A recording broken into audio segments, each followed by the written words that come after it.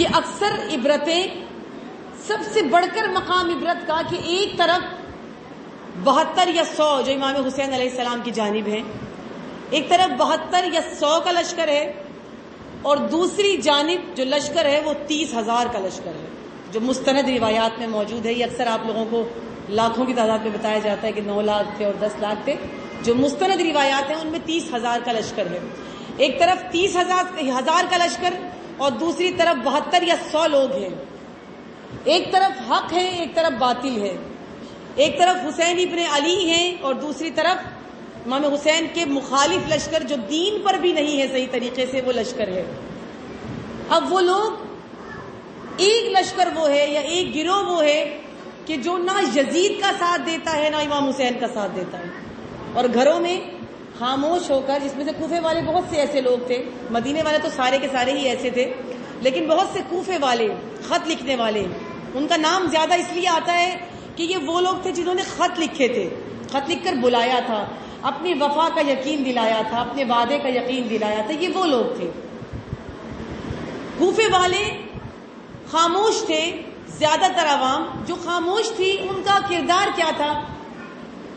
خاموشی کا مطلب یہ ہوتا ہے آپ باطل کے ساتھ ہیں۔ خاموشی کا مطلب اقرار ہوتا ہے، یعنی آپ حق کے ساتھ نہیں ہیں، آپ باطل کے ساتھ ہیں کیونکہ آپ نے خاموشی اختیار کر لی ہے۔ یعنی امامت اتنی بھی سمجھ میں نہیں آئی کہ کم از کم یہی سمجھ لیتے کہ حق پر کون ہے اور باطل پر کون ہے، کم از کم اتنی تو سمجھ آنی چاہیے تھی۔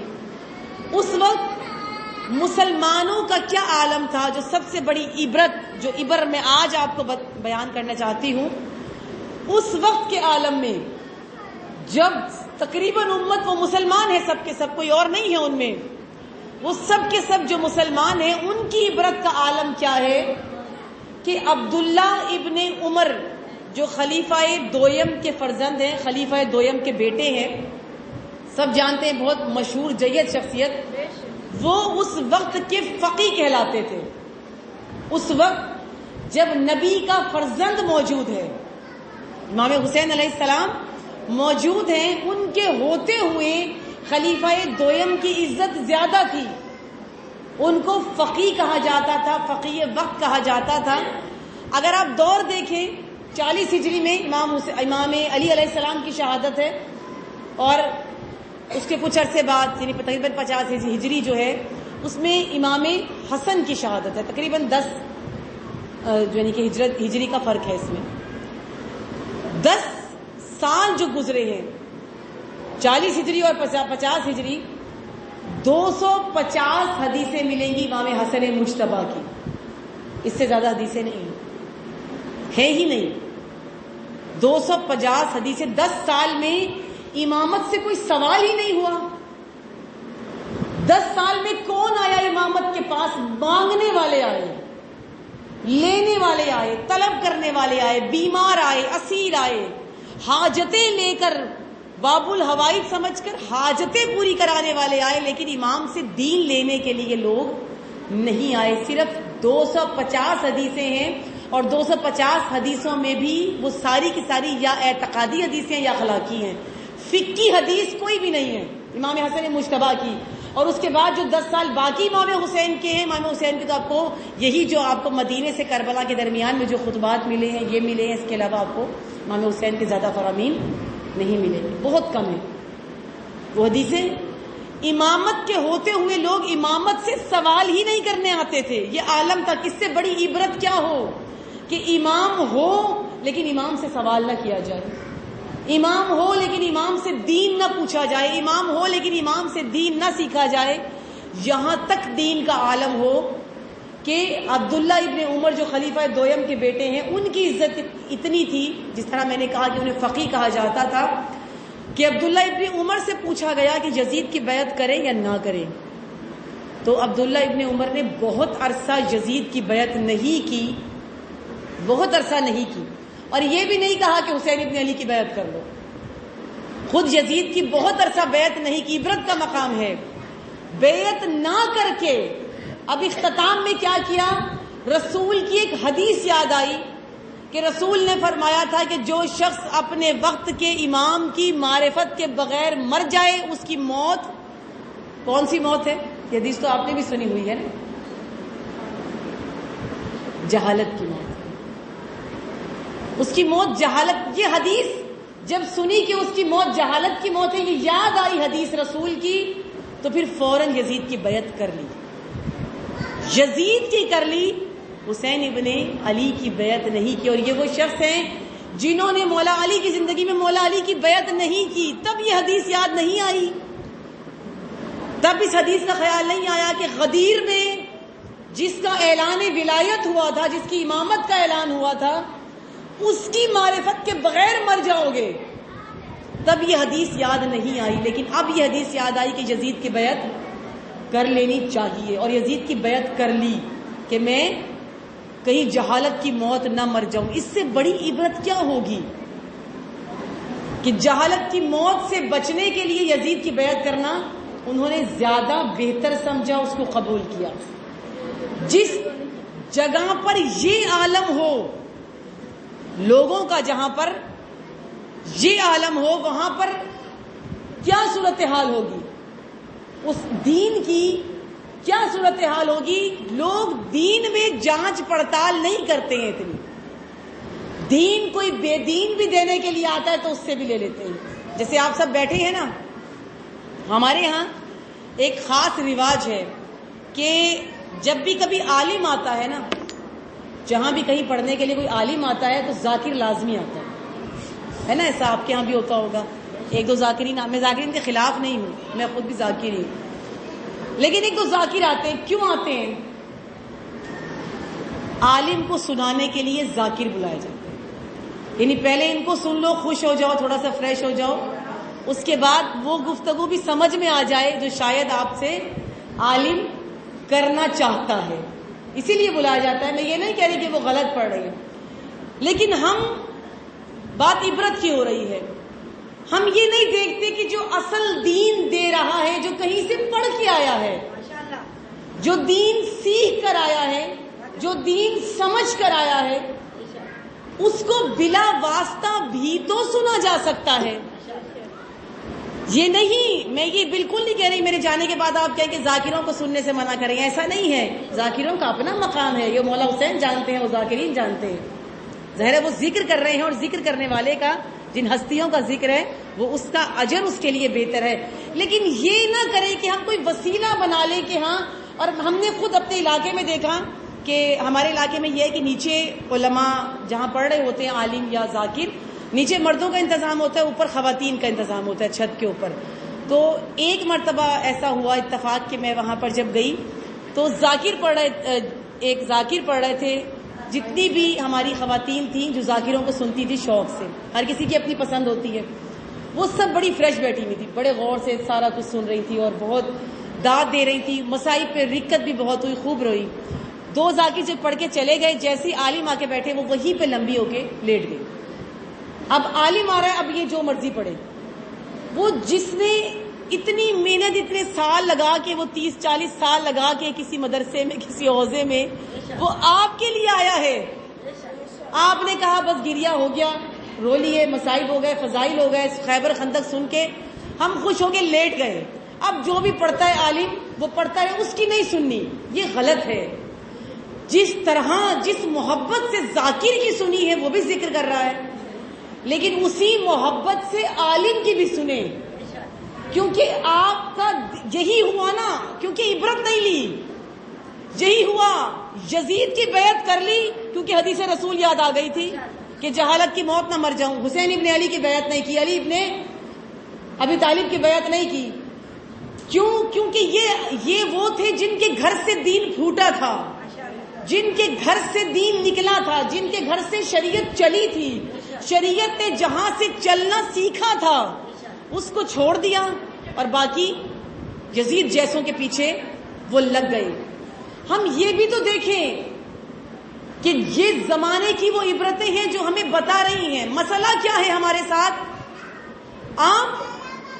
اور اسی لیے میں بار بار کہ میں سب ذاکرین کی بات نہیں کر رہی. ذاکر یعنی ذکر کرنے والا ہوتا ہے. میں خود بھی ذاکرہ ہوں، میں خود بھی ذکر کرنے والی ہوں. اگر کہیں میں پڑھ رہی ہوں اور کہیں کوئی عالمہ یا عالم آ جائے تو میں کوشش کروں گی میں ترک کروں، اب اس کی سنوں کہ وہ زیادہ عالم ہے، وہ علم حاصل کر کے آیا ہے، وہ کہیں سے پڑھ کر آیا ہے، وہ ہمارے لیے محنت کر کے آیا ہے۔ ہم جب دین لینے کی باری آتی ہے، جو ہم میں فتنہ اور فساد ہے نا اس وقت ہم سب میں جو عالم ہمارا ہے، میں اگر خالی مومنین کی بات کروں یا میں خالی تشیعوں کی بات کروں، شیعوں کی بات کروں، تو ہمارا یہ عالم کیوں ہے؟ ہم بکھرے ہوئے کیوں ہیں؟ ہم ٹوٹے ہوئے کیوں ہیں؟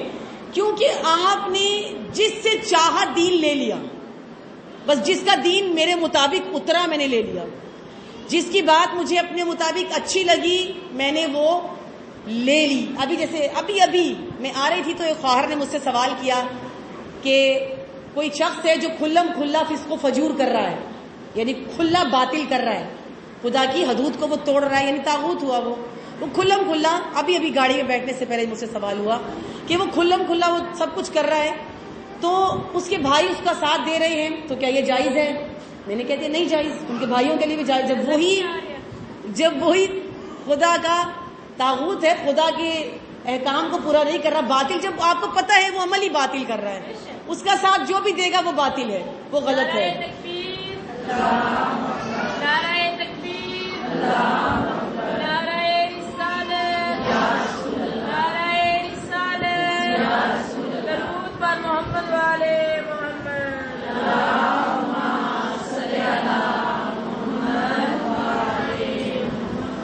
تو انہوں نے مجھ سے پوچھا کہ ہے یہ، میں نے کہا اب کلیئر کٹ آپ سے بھی کوئی پوچھتا آپ یہی جواب دیتے، کوئی عام بندے سے بھی پوچھے وہ یہی جواب دے گا، جو باطل کا ساتھ دے گا وہ باطل ہے، وہ غلط ہے۔ اب یہ تو نہیں کہہ سکتے کہ یزید باطل تھا، جتنے لشکر میں آئے وہ باطل نہیں تھے، وہ بھی باطل تھے، جو ساتھ دے رہا تھا وہ بھی تو باطل کا جو ساتھ دے وہ باطل ہے۔ اب وہ پیسے مالی سپورٹ کرے اس کی یا جانی سپورٹ کرے، جون سی بھی وہ کرتا ہے وہ کرے۔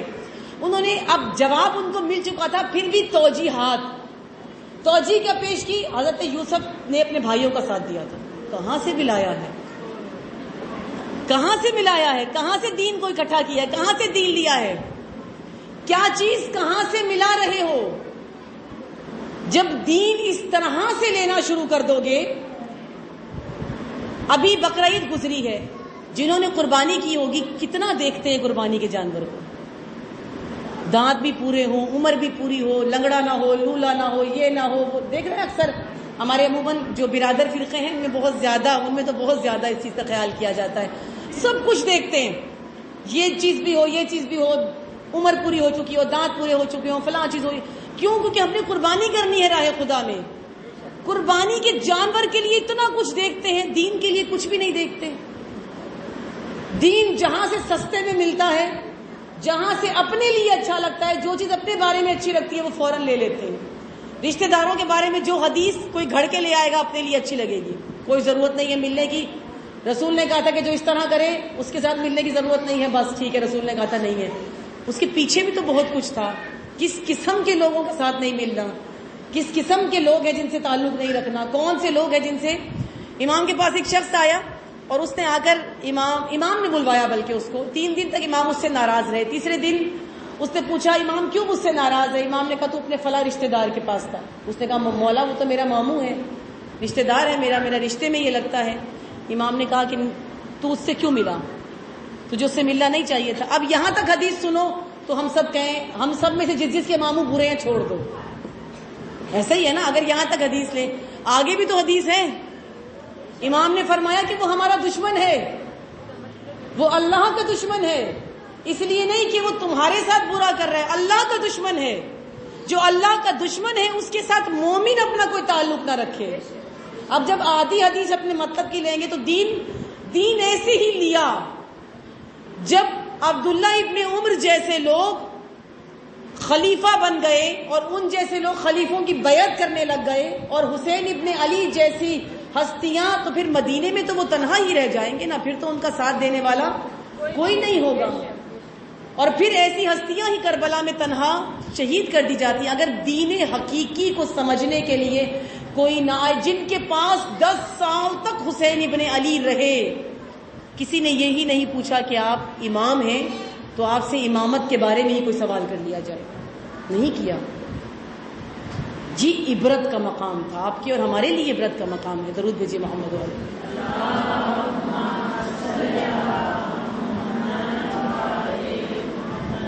جب امام حسین 8 ذی الحجہ کو مکہ سے روانہ ہوئے، مدینے والے تو بیان ہوا کل آپ کے سامنے کہ کوئی بھی ساتھ دینے کے لیے تیار نہیں ہوا، لیکن جب مکہ سے امام حسین روانہ ہونے لگے تو 8 ذی الحج کو امام نے لوگوں کو بلایا. کل کچھ حصہ بیان ہوا تھا کہ امام نے خطبہ دیا اور ان کے سامنے کیا بیان کیا. جب امام نے 8 ذی الحج کی رات ہوئی، اگلے دن امام نے مطلب اس کے بعد امام نے چلے جانا تھا.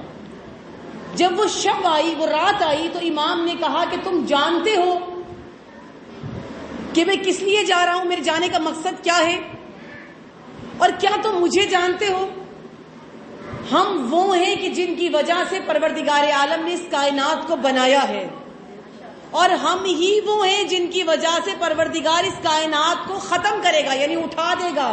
یعنی جب تک امام ہے یہ دنیا باقی رہے گی، جب تک امامت، جب تک آخری حجت ہے یہ دنیا رہے گی، اور جب یہ آخری حجت دنیا سے اٹھ جائے گی تو دنیا بھی سمیٹ دی جائے گی. ہماری وجہ سے بنی ہے اور پھر ہماری وجہ سے ہی خدا اس کو لپیٹ دے گا، اس کو سمیٹ دی جائے گی. ہم اہل بیت النبوہ ہیں، ہم نبوت کے گھر والے ہیں، ہم معدن الرسالہ ہیں، ہم رسالت کی معدن ہیں، رسالت ہمارے گھر سے نکلی ہے، ہم خاندان رسالت سے ہیں، ہم سے رسالت نکلی ہے، ہم قرۃ عین رسول اللہ، ہم اللہ کے رسول کی آنکھ کی ٹھنڈک ہیں، ہم ہیں وہ، ہم معدن رسالت ہیں، رسالت ہمارے گھر سے نکلی ہے، ہم خاندان رسالت ہیں، ہم خاندان نبوت ہیں، ہماری وجہ سے سب کچھ ہے. امام حسین یہ سب بتا رہے ہیں. اب ایک عالم میں کہ حاجیوں کو جہاں ایک امام بتائے کہ ہم ہیں وہ،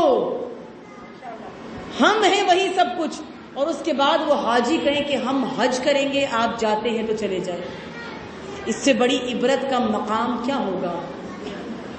حاجی عام طریقے سے نہیں آتے. آپ میں سے بھی میں نے خدا آپ سب کو حج کرائے، اور جس طرح میں نے کل بیان کیا تھا کہ جو حج کر چکے ہیں شاید انہوں نے یہ سوچا ہو یا ان کے ذہن میں یہ کیفیت ہو، جب حاجی حج کرتا ہے تو حج سے پہلے کچھ تیاری ہوتی ہے. یعنی پہلے تو آپ کا صرف سوچ ہوتی ہے، فکر ہوتی ہے. جیسے فرض کیا میں نے حج نہیں کیا تو میں صرف سوچوں گی کہ کیسے طواف ہوتا ہے، کیسے اعمال ہوتے ہیں، کیسے آپ نے قربانی کرنی ہے، کیسے شیطانوں کو جا کے کنکریاں میں، یہ صرف سوچ ہوتی ہے. لیکن جب آپ حج کے لیے آمادہ ہو جائیں تو اس سے پہلے آپ کو ٹریننگ دی جاتی ہے، باقاعدہ بلایا جاتا ہے اور پھر بتایا جاتا ہے آپ نے حج کیسے کرنا ہے، کیا کیا اعمال انجام دینے. ایک مولانا ہوتے ہیں، وہ آپ کو سارے اعمال بتاتے ہیں حج کے، آپ کو تقلید کراتے ہیں، آپ کو اعمال بتا کر آپ کو سارا کچھ بتایا جاتا ہے. اس سے پہلے یعنی ایک ٹریننگ ہوتی ہے، ایک طریقہ بتایا جاتا ہے. یہ حاجی جو رسول کے زمانے سے حج کرتے ہوئے آ رہے ہیں، ان کو الگ سے ٹریننگ نہیں دی گئی، انہیں کسی نے بتایا نہیں ہے کہ حج کیسے کرنا ہے. یہ وہ ہیں جو نسل در نسل حج کر رہے ہیں. ابھی زیادہ نسلیں نہیں گزری ہیں، ابھی حج اتنا پرانا نہیں ہوا ہے. ابھی ان کے اجداد اور یہ خود رسول کے ساتھ حج کر چکے ہیں، مولا علی کے ساتھ حج کر چکے ہیں، کتنے حج امام حسن مجتبیٰ کے ساتھ کر چکے ہیں، مولا حسین کے ساتھ حج کر چکے ہیں. یہ تو وہ ہیں کہ جو بنفس نفیس حاجی بن چکے ہیں رسول اکرم کے ساتھ. انہیں کوئی ٹریننگ نہیں دی گئی ہے الگ سے. جو اتنا بڑا حاجی ہو، جو اتنا پاک و پاکیزہ حج ہو، جو حج مقبول ہو، جو حج مقبول کر چکے ہوں، ان سے کوئی کہے گا کہ تمہیں دین کے بارے میں نہیں پتا، تمہیں اسلام کے بارے میں نہیں پتا. اتنا کچھ دین کے بارے میں جن کو پتا ہو، ان کو یہی نہیں پتا کہ حسین امام وقت، حجت الہی، جب حجت الہی ہی حج کو ترک کر کے جا رہا ہے تو اس حج کا فائدہ کیا ہے؟ جب حجت الہی ہی حج نہیں کر رہا، یعنی حج کوئی معمولی فریضہ نہیں ہے، بہت محنت، بہت مشقت کا کام ہے. ابھی بھی آپ اور ہم کریں تو مشقت ہے، محنت ہے حج. اتنی اجر اور اتنے ثواب کو جب فرزند رسول چھوڑ کر جا رہا ہے، یعنی معمولی بات نہیں ہے اس حج کو چھوڑنا. جس طرح حج کو چھوڑنا معمولی نہیں ہے، ایسے ہی پھر حج کو کرنا بھی معمولی نہیں ہے، کیونکہ آپ بغیر امامت کے اس حج کو ادا کر رہے ہیں. آپ اپنے وقت کے امام کو تنہا چھوڑ کر اس حج کو ادا کر رہے ہیں. آپ امام کو مرنے کے لیے بھیج کر اس حج کو ادا کر رہے ہیں. آپ امام کو تنہا کر کے گویا اس کا ساتھ چھوڑ کر اپنی بیعت کو ہٹا کر اس کے بعد اس کی یا یوں کہہ لیں اس کی ولایت سے نکل کر آپ حج کر رہے ہیں. اور جو بھی کوئی اس کی ولایت سے نکل کر حج کرے اس کا حج کبھی مقبول نہیں ہو سکتا, قبول نہیں ہو سکتا. یہ عبرتیں تھیں اس وقت کی, اگر حاصل کر لیتے کتنی بڑی عبرت کا مقام تھا. یہ تو حسین ہے جو رسول کی نسل ہے اگلی, جو بیٹی ہے رسول کی, اسی لیے کہا یہ عبرتیں ہیں, یہ عبرتیں ہیں جو آپ کی اور میرے سیکھنے کے لیے ہیں. رسول کی بیٹی جناب فاطمہ الزہرا سلام اللہ علیہ,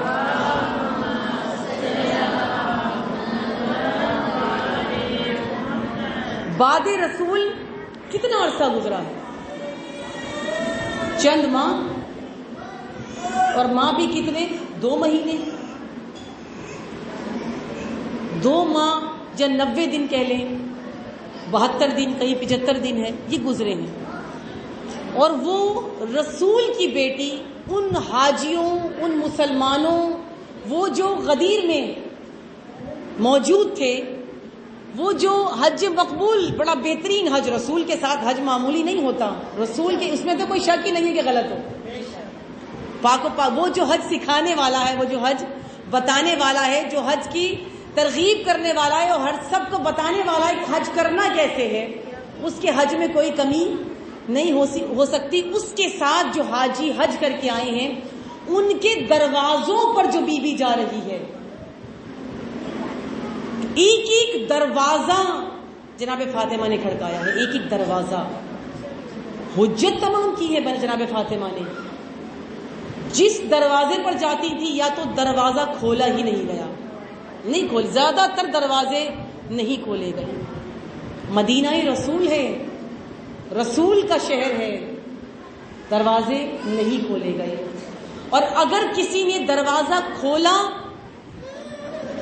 تو 2 طرح کا طبقہ تھا جنہوں نے دروازہ کھولا. ایک وہ لوگ تھے جنہوں نے تھوڑا سا دروازہ کھول کر کہا کہ ہم سب بھول گئے, ہمیں غدیر یاد نہیں ہے, ہمیں امامت و ولایت بھول گئی ہے. اور دوسرا وہ طبقہ تھا جنہوں نے دروازہ کھول کر فقط یہ کہا کہ ہم کسی اور کی بیعت کر چکے, اب ہم علی کی بیعت نہیں کر سکتے. بھلا دیا. اتنے کم وقت میں 11 ہجری میں رسول کی وفات ہے, 61 ہجری میں کربلا ہوئی ہے, کہ تو پھر زیادہ سال ہے, 50 سال ہے. 50 سال بعد امت کا یہ حال ہے. امت 2 مہینے, 2.25 مہینے کے بعد کیا ہو گئی کہ پیغام رسول کو اس طرح بھول گئی کہ رسول کا داماد نہیں جا رہا گھر گھر, مولا علی نہیں گئے دروازوں کو دستک دینے کے لیے, رسول کی بیٹی گئی کہ مجھے دیکھ کر تو تمہیں یاد آئے گا کہ میں رسول کی بیٹی ہوں, شاید مجھے دیکھ کے یاد آ جائے کہ کوئی تمہارا رسول تھا, شاید میرا چہرہ دیکھ کر تمہیں یاد آ جائے کہ میرے بابا نے کیا کیا قربانیاں دی ہیں تمہارے لیے. لیکن دین پر قربانیاں دینے والے کسی کو یاد نہیں رہی. بالکل, لیکن بھول گئے. یہ عبرت ہے, اس سے بڑھ کر کیا عبرت. اور آج اس دوراہے پر یہ امت بھی کھڑی ہے. خدا کسی بھی امت کو پہلے نعمت دیتا ہے, جتنی بڑی نعمت ہوتی ہے اتنا بڑا امتحان ہوتا ہے. رسول بہت بڑی نعمت تھے, اتنا بڑا امتحان تھا. جتنی بڑی نعمت ہوگی, حسین نعمت عظمیٰ تھے, حسین سے بڑھ کر کیا نعمت ہوگی. جتنی بڑی نعمت حسین تھے اتنا بڑا امتحان اس امت سے لیا گیا, امت فیل ہو گئی. اور آج ہمارے پاس حجت آخر, امام قائم, خدا کی سب سے بڑی نعمت, بقیت اللہ, سب سے بڑی نعمت خدا کی, پروردگار عالم کی آج ہمارے پاس موجود ہے. جتنی بڑی نعمت ہے اتنا بڑا امتحان ہے. لیکن یہ امتحان پاس کیسے کریں گے؟ جب تک پچھلے واقعات سے عبرت حاصل نہ کر لیں۔ ہمارا ماضی ہمیں عبرت دے گا تو ہم مستقبل کو بہتر کریں گے۔ اس سے سیکھیں کہ کیا مدینے والے اور کیا کوفے والے کر گئے تاکہ ہم نہ کریں، تاکہ ہم امام کا ساتھ دیں۔ آج بھی حل من ناصر کی صدا بلند ہے۔ یہ نہیں تھا کہ مدینے والے کو علم نہیں تھا۔ جب امام حسین 2 سال کے ہوئے نا، کسی سفر کے لیے روانہ ہوئے رسول خدا، اور رسول جب مدینے سے باہر نکلے، ایک مقام آیا، اصحاب رسول ساتھ تھے، رسول کی زبان سے نکلا انا للہ و انا الیہ راجعون۔ پوچھا یا رسول اللہ آپ نے اس آیت کی تلاوت کیوں کی، کیا واقعہ ہو گیا؟ رسول خدا نے کہا کہ میرے پاس جبرائیل امی آئے تھے، اور جبرائیل امی نے گویا میری نگاہوں کے سامنے سے پردوں کو ہٹایا۔ مجھے نظر آیا کہ ایک میدان ہے، ایک صحرا ہے، جہاں حسین کو شہید کیا جا رہا ہے، چاروں طرف لاشیں ہی لاشیں ہیں، اور ان لاشوں میں ایک تنہا زہرا کا لال ہے، میرے نواسے کو شہید کیا جا رہا ہے۔ اصحاب پوچھتے ہیں یا رسول اللہ حسین کو کون شہید کرے گا؟ مولا رسول اکرم نے فرمایا کہ یزید نامی ایک شخص ہوگا جو میرے حسین کو شہید کرائے گا، میرے حسین کو قتل کرے گا۔ اور اس کے بعد رسول تیزی سے واپس مدینہ آئے، سفر ترک کر دیا اپنا سفر، اور رسول اب جب مدینہ واپس پہنچے تو رسول نے مدینہ پہنچ کر سب سے پہلے مسجد نبوی میں قدم رکھا۔ مسجد نبوی کے ممبر پر گئے، امام حسن امام حسین کو بلایا، دونوں فرزندوں کو اپنے دائیں بائیں کھڑا کیا، اور ایک مرتبہ تمام اصحاب کو، امت کو بلایا اور کہا اے میری امت دیکھ لو، یہ میرے فرزند ہیں، دیکھو ان میں سے یہ حسین ہے، حسین کو کبھی تنہا نہ چھوڑنا۔ جبرائیل نے بتایا ہے کہ حسین تنہا کربلا میں مار دیا جائے گا۔ اے مدینے والوں تم کیوں حسین کا ساتھ نہیں دو گے؟ تم کیوں میرے حسین کو تنہا چھوڑ دو گے؟ تم کیوں میرے بیٹے کے ساتھ نہیں جاؤ گے؟ اے مدینے والوں یاد رکھو یہ میری عطرت ہے، میں تمہارے درمیان میں 2 بھاری چیزیں چھوڑ کر جا رہا ہوں، ایک میری عطرت ہے، ایک یہ حسن و حسین ہے، میری عطرت ہے، میری اولاد ہے، اور ایک قرآن ہے، یہ قرآن سے جدا نہیں ہے، قرآن ان سے جدا نہیں ہے۔ اور یہ ثبوت دیا امام حسین کے سر نے، 9 کے نیزہ پر جب سر حسین بلند ہوا اور حسین کے سر نے جب تلاوت کی تو یہ ثبوت دیا کہ حسین قرآن سے جدا نہیں ہے، قرآن حسین سے جدا نہیں ہے۔ بس عزاداروں آج 2 محرم الحرام ہے، 2 محرم کو امام حسین وارد ہوئے ہیں کربلا۔ جب امام حسین کربلا پہنچے ہیں نا، یہاں پر جناب زینب نے دیکھا، عجیب عالم ہے دل کا، دل گھبراتا ہے۔ جناب زینب کو کہتی ہے بھیا میں جب سے آئی ہوں میرا دل گھبراتا ہے، اے بھیا اس وادی سے باہر نکل جاؤ، بھیا میں اس وادی میں زیادہ دیر رکنا نہیں چاہتی۔ مولا حسین نے کہا زینب ہماری قتل گاہ یہی زمین ہے، زینب یہی حسین کو قتل کیا جائے گا، زینب یہیں پر تمہارے پیاروں کے لاشوں کو دفن کیا جائے گا، زینب یہیں پر ہمارے مزاروں کو بنایا جائے گا۔ عزاداروں جناب امام حسین نے اس زمین کو خریدا، اور خرید کر جب بنی اسد کو بلایا ہے نا امام حسین نے، تو بنی اسد سے وہ سوال کیا جو کوئی غریب بھی سوال نہیں کرتا۔ مولا حسین بنی اسد سے کہا ہے بنی اسد کے مردوں تم جانتے ہو نا کہ میں کون ہوں؟ بنی اسد نے کہا ہاں اے حسین آپ رسول کے فرزند ہیں، آپ فاطمہ کے لخت جگر ہیں۔ مولا حسین نے رو کر کہا تو پھر جان لو کہ میں فاطمہ کا بیٹا ہوں نا۔ جب میرے زائر کربلا آئے تو میرے زائرین کو 3 دن مہمان ٹھہرا نا، جب اس قبر کی زیارت کرنے کے لیے میرے زائر آئے تو کسی کو بھوکا پیاسا نہ رہنے دینا، 3 دن ان کی مہمانداری کرنا۔ ہمیں وہ جو خود کربلا میں بھوکا پیاسا شہید ہو گیا، وہ اپنے زائر کو بھوکا پیاسا رہنے نہیں دیتا۔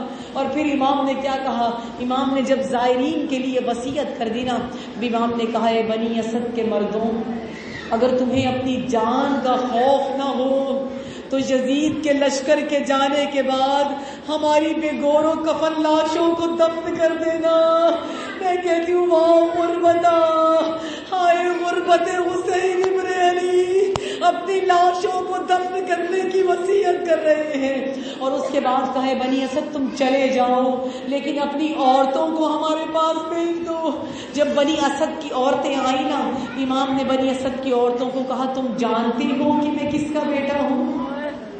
بنی اسد کی عورتوں نے کہا ہم جانتے ہیں تم ہماری بیوی فاطمہ کے بیٹے ہو، تم سیدات النساء العالمین کے فرزند ہو.